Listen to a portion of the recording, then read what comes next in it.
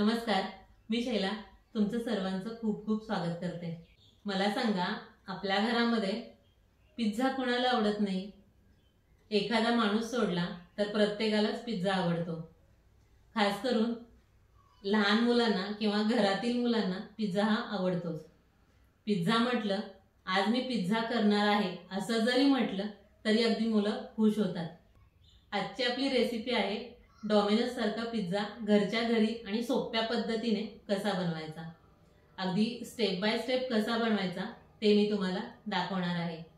रेसिपीला सुरुवात करण्याआधी तुम्ही जर अजून चॅनल लाईक, शेअर आणि सबस्क्राइब केला नसेल तर सर्वप्रथम चॅनल लाईक, शेअर आणि सबस्क्राइब करा। त्याचबरोबर व्हिडिओ शेवटपर्यंत बघायला विसरू नका। चला तर रेसिपीला सुरुवात करूया।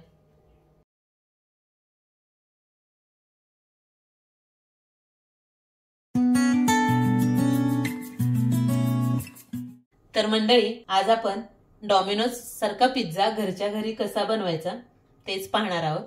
पिझ्झा बनवण्यासाठी प्रथम आपण पिझ्झा बेस तयार करून घेणार आहोत। त्यासाठी लागणारे साहित्य पाहूया। 2 कप मैदा, वजनी म्हणाल 300 ग्रॅम मैदा आहे। 1 कप पाणी, ml मध्ये आपण घेतलं तर 210 ml पाणी घेतलेलं आहे। 15 ml तेल, 2 मोठे चमचे मिल्क पावडर, 2 चमचे इन्स्टंट ड्राय ईस्ट, 1 चमचा पिठी साखर, अर्धा चमचा मीठ। पिझ्झा बेस करण्यासाठी प्रथम आपण डव तयार करून घेणार आहोत। डव तयार करण्यासाठी पाणी आपण कोमट करून घेऊया। तर हे पाणी आपण कोमट करून घेतलेलं आहे। तुम्ही जर बोट घालून पाहिलं तर आपल्या बोटाला कळ सहन होईल इतपत पाणी गरम करायचं। जास्त कडकडीत गरमही नाही आणि एकदम कोमटही नाही। मैदा चाळून घेऊया।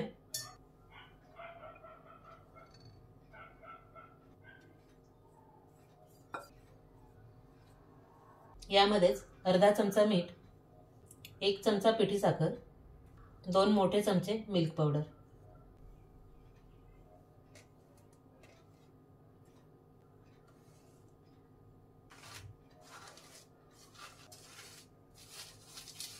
दोन चमचे इन्स्टंट ड्राय ईस्ट।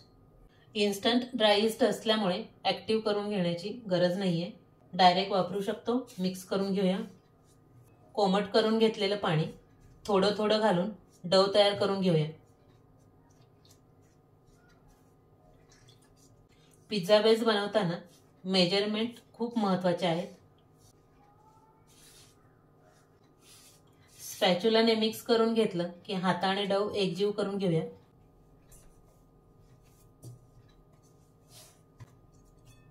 दहा ते 15 ml तेल, तेलऐवजी तुम्ही बटरही वापरू शकता।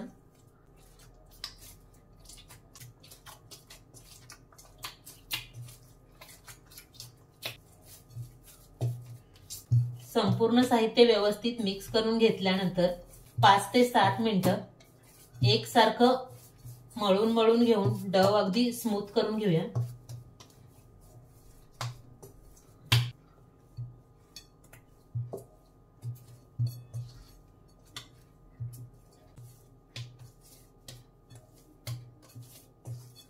हे पहा, 7 मिनिटं आपण एकसारखं मिक्स करत डव छान सॉफ्ट करून घेतलेला आहे। हाताला थोडंसं तेल लावून घेऊया।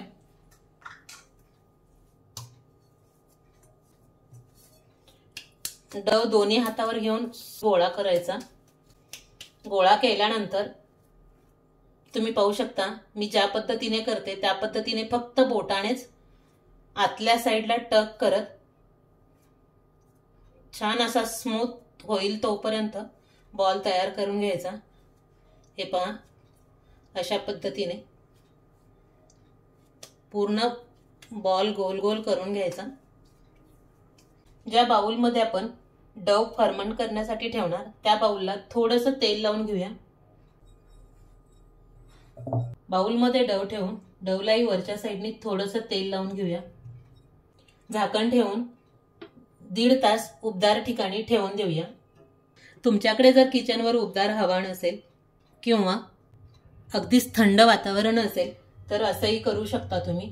कोणताही उबदार कपडा, अगदी शॉल किंवा चादर वगैरे झाकण ठेवून ठेवू शकता तुम्ही। डव फर्मंट करण्यासाठी तुम्ही जर उन्हाळ्यामध्ये पिझ्झा बेस करत असाल तर अगदी पाऊण तासामध्ये छान डव फर्मंट होतो, किंवा हिवाळ्यामध्ये जास्त वेळ लागतो. हिवाळ्यातील वातावरण थंड असतं, त्याच्यामुळे 1.5 ते 2 तास लागतात. तर हे पहा, पिझ्झा बेसचा डव आपण तयार करून 1.5 तासासाठी फर्मंट करण्यासाठी ठेवलेला कपड्याने गुंडाळून ठेवला होता, की जेणेकरून आतमध्ये बाउलला उबदारपणा राहील. आपण काढून बघूया. 1.5 तास झालेला आहे. तर पहा, डव आपला दुप्पट फुललेला आहे. यातील आपण हवा पूर्णपणे काढून घेऊया. डवला पंच करूया, की जेणेकरून पूर्ण हवा निघेल.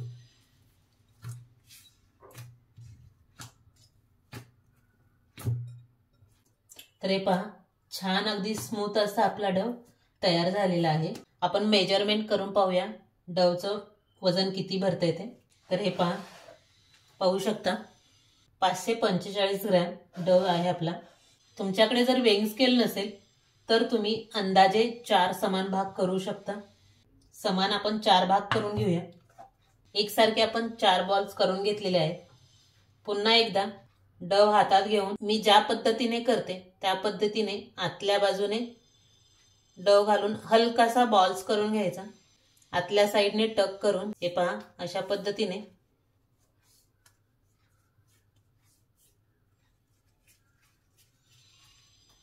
हे पहा, सॉफ्ट असा बॉल करून घ्यायचा. तर हे पहा, अशा पद्धतीने आपण 4 बॉल्स करून घेतलेले आहेत. झाकण ठेवूया. ज्या प्लेटमध्ये पिझ्झा बेस बेक करून घेणार त्या प्लेटला तेल लावून घेऊया. थोडासा मैदा भुरभरून पूर्ण प्लेटवर एकसारखा करून घेऊया.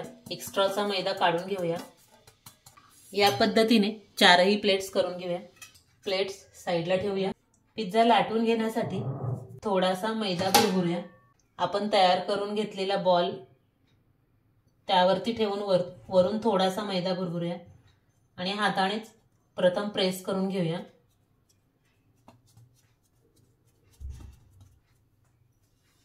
राहिलेले बॉल्स झाकून ठेवूया. लाटण्याने अलगद एकसारखा लाटून घेऊया. पिझ्झा बेस एकदम पातळ पोळीसारखा नाही लाटायचा, थोडासा जाडसरच ठेवायचा. लाटून घेतल्यानंतर आपण तयार करून घेतलेल्या प्लेटमध्ये घालून ठेवून घेऊया. एकसारखा पुन्हा करून घेऊया प्लेटमध्ये. या पद्धतीने फोकने आपण होल करून घेऊया, की जेणेकरून पिझ्झा बेस बेक होताना पोळीसारखा फुलणार नाही, फुगणार नाही.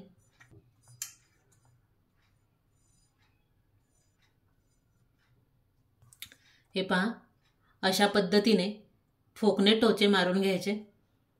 याच पद्धतीने राहिलेले 3 पिझ्झा बेसही आपण करून घेऊया. अशा पद्धतीने आपले 4ही पिझ्झा बेस तयार करून झालेले आहेत. पुन्हा एकदा झाकण ठेवून 45 मिनिटं सेट करून घेऊया. उबदार राहण्यासाठी वरून कपड्याने झाकून ठेवूया. पिझ्झा बेस करून 45 मिनिटं आपण सेट करण्यासाठी ठेवलेला. तर 45 मिनिटं झालेले आहेत. आपण काढून पाहूया. 4ही पिझ्झा बेस आपले छान सेट झालेले आहेत. आज मी तुम्हाला पिझ्झा बेस OTG मध्ये आणि गॅसवर कढईमध्ये दोन्ही पद्धतीने कसा बेक करायचा ते करून दाखवणार आहे. त्यासाठी तुम्ही पाहू शकता, OTG मी 180 डिग्री सेल्सिअसला 10 मिनिटं प्रीहीट करून घेण्यासाठी लावलेला आहे. आणि त्याचबरोबर शेजारी मी गॅसवर कढईमध्ये मीठ टाकून त्यावरती जाळी ठेवलेली आहे आणि झाकण ठेवून कढई सुद्धा प्रीहीट करून घेण्यासाठी ठेवलेली आहे. तर पहा, 10 मिनिटं झालेली आहेत. गॅसची आच पूर्णपणे कमी करायची. आपण जो पिझ्झा बेस तयार करून घेतलेला त्यावरती ब्रशने थोडंसं पाणी स्प्रेड करून घेऊया, की जेणेकरून आपला पिझ्झा असा कोरडा कोरडा होणार नाही. कढईमधील स्टँडवर ठेवून 5 ते 7 मिनिटं बेक करून घेऊया.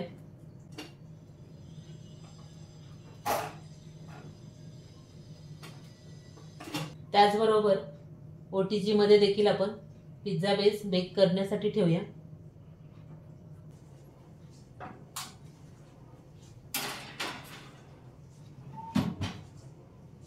220 डिग्री सेल्सिअसला 10 मिनिटं पिझ्झा बेस बेक करून घेऊया।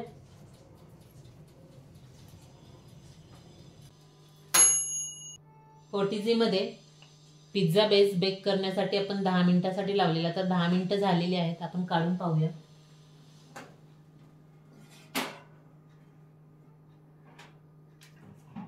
तर हे पाहू शकता तुम्ही, छान असा बेक झालेला आहे। जाळीवर काढून घेते। आपण जर असाच गरम प्लेटमध्ये ठेवला तर खालच्या साईडनी ओलसर होईल, म्हणून आपण जाळीवर काढून घेऊया आणि थंड करून घेऊया। तर हे पहा, ही तुम्ही खालची साईडही पाहू शकता, छान अगदी बेक झालेली आहे। तर पहा, कढईतील पिझ्झा बेसही बेक झालेला आहे। मला 10 मिनिटं लागलेली आहेत। टाइम तुम्ही कमी जास्त करू शकता। काढून घेऊया आपण।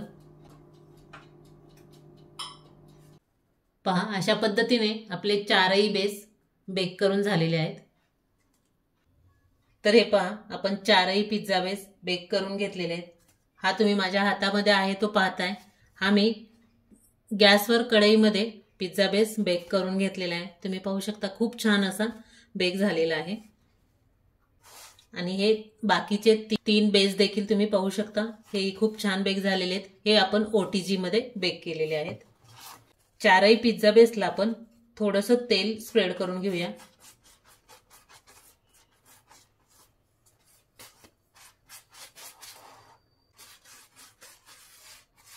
तर पहा, अशा पद्धतीने आपले पिझ्झा बेस पिझ्झा करण्यासाठी रेडी झालेले आहेत। असा हा तयार केलेला पिझ्झा बेस झिपलॉकच्या बॅगमध्ये घालून किंवा एअरटाईट कंटेनरमध्ये ठेवून तुम्ही 3 दिवस ठेवू शकता आणि ज्यावेळी हवा त्यावेळेस तुम्ही पिझ्झा बनवू शकता। चला तर फायनली आपण आता पिझ्झा बनवूया। पिझ्झा बनवण्यासाठी तुम्हाला ज्या आवडतील त्या भाज्या तुम्ही वापरू शकता।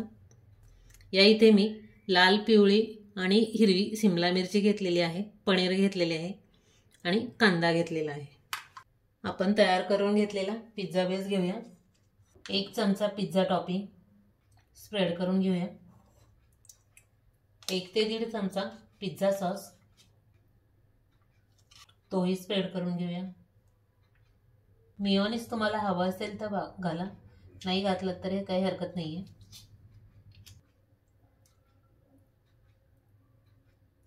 मोझरेला चीज, जे की पिझ्झासाठी वापरतात। आवडीनुसार भाज्या घालून घेऊया।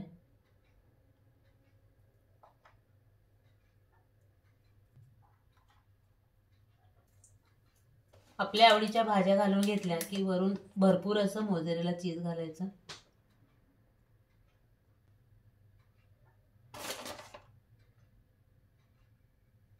Black pepper powder, chilli flakes, mix herbs. तर हे पहा, असा तयार केलेला पिझ्झा आपण गॅसवर कढईमध्ये 10 मिनिटं ठेवून बेक करून घेऊया। कढईमध्ये बेक करून घेण्यासाठी मी कढई अगोदरच 10 मिनिटं प्रीहीट करून घेतलेली आहे।